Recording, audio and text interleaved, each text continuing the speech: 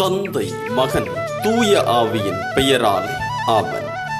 லூக்கா 6:43.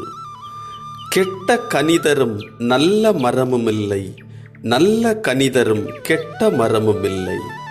அன்பார்ந்தவர்களே, நல்ல மரங்கள் நல்ல கனிகளை தருகிறது. நல்ல மரம் நல்ல கனியை தர வேண்டுமென்றால்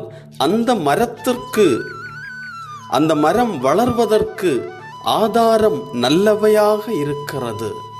ஆண்டவர் இயேசுவை ஆதாரமாக, ஆண்டவர் இயேசுவை உயிர் மூச்சாக, ஆண்டவர் இயேசுவை தன்னுடைய வாழ்வின் உரமாக ஏற்றுக்கொண்டு வாழக்கூடிய ஒருவர் தன்னிலிருந்து நன்மையானவற்றை மட்டுமே வெளிக்கொணரக்கூடியவராய் இருக்கிறார்.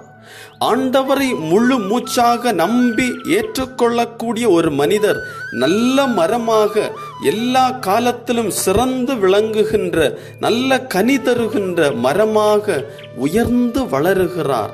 அப்படிப்பட்ட மரத்தை எல்லா மனிதர்களும் நாடி வருகிறார்கள், தேடி வருகிறார்கள். அந்த மரம் ஆசீர்வாதமான மரமாக இருக்கிறது. அந்த மரத்தை அதிகமான பறவைகள் தேடி வருகின்றன, தஞ்சமடைகின்றன. அந்த மரம் மற்றவர்களுக்கு ஆறுதல் கொடுக்கக்கூடியதாக இருக்கிறது.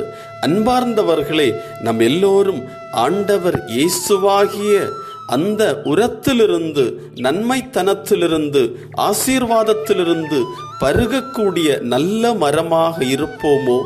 ஆண்டவர் நம்மை தொடர்ந்து மற்றவர்கள் நம்முடைய வாழ்வின் வழியாக பயன்பெறுகின்ற விதத்திலே ஆசீர்வதிக்கவிருக்கிறார். நம் வாழ்வை அர்ப்பணிப்போம். ஜெபம். ஆண்டவரே, என்னை உமக்கு அர்ப்பணிக்கிறேன். உம்மிடமிருந்து நான் ஒவ்வொரு நாளும் என்னுடைய வாழ்விற்கான ஆதாரத்தை, என்னுடைய வாழ்விற்கான தேவையை, என்னுடைய வாழ்விற்கான நன்மைத்தனத்தை பெற்றுக்கொள்ளுகிறேன். ஆண்டவரே, நீர் எனக்கு எவ்வளவு ஆறுதலாக, நீர் எனக்கு எவ்வளவு ஆசீர்வாதமாக இருக்கிறீரோ, அதனை நான் என்னுடைய வாழ்வில் அனுபவித்து அதை மற்றவர் அனுபவிக்கவும் எனக்கு உதவி செய்வீராக. என் வாழ்வை உமக்கு அர்ப்பணிக்கிறேன். ஆமென்.